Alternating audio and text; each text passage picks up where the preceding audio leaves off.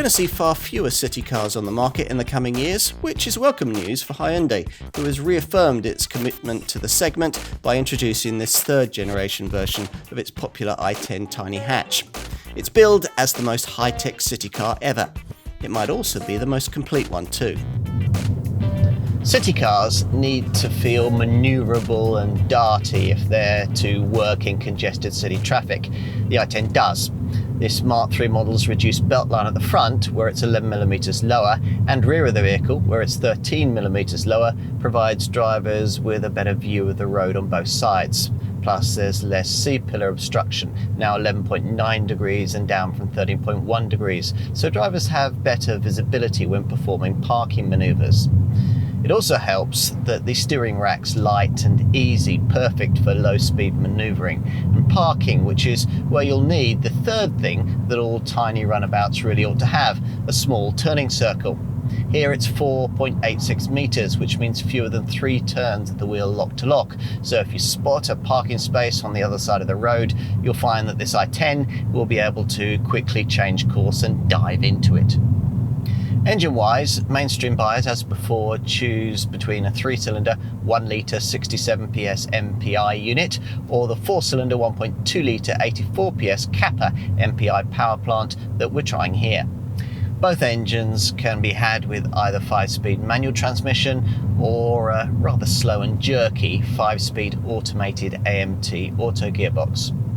At the top of the range lies a sporty N-Line variant, which gets the 1-litre GDI 3-cylinder turbo engine from the larger i20 Super Mini, complete with 100 PS and 172 Nm of pulling power. Fortunately, it only comes with the 5-speed manual gearbox. Design-wise, everything's new here. This Mark III i10 sitting 20mm wider than its predecessor. Plus there are slimmer headlights and on high-spec models these lovely LED spot lamps that sit at the edges of this wider front grille. They give it a slightly more upmarket look too. Go big is the strapline Hyundai has used for this third generation model, and indeed it is slightly bigger than its predecessor, though not by much, length having increased by 5mm. More significant is the way that this clean, smoothly muscled body now sits 20mm lower and incorporates clever visual touches like this X-shaped C-pillar. Time to take a seat up front. The cabin of the previous second generation i10 model was class-leadingly spacious and practical, but rather dull compared to obvious rivals, which is why the Koreans have tried a bit harder on the stylistic front this time round. So we're served up intricate corner vents and this trendier silvered mid-level fascia strip, which on top models features this honeycombed 3D pattern in front of the passenger, which is carried on into the door tops. And it's certainly very sophisticated in here for an A-segment city car, mainly because of the inclusion of the largest centre dash touchscreen in the segment.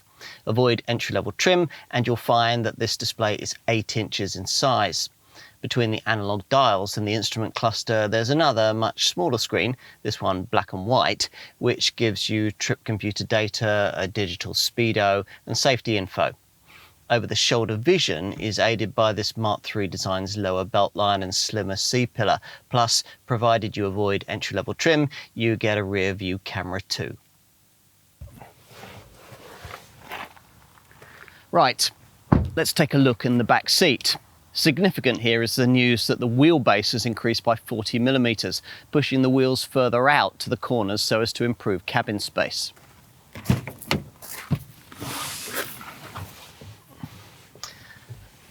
And that's paid dividends in the back. This i10 was always a good pick if you wanted a city car with an interior nearly as big as a Super Mini. Now that's even more the case. Hyundai reckons that a couple of big adults will now be quite comfortable in the rear, an achievement for a car of this kind. Out back, the decently sized 252-litre boot is the same size as that of the previous generation model, which means it remains class-leadingly big. Push the 60-40 split backrest down and capacity rises to 1,050 litres. In summary, city cars have evolved. These used to be models people went for because they had to.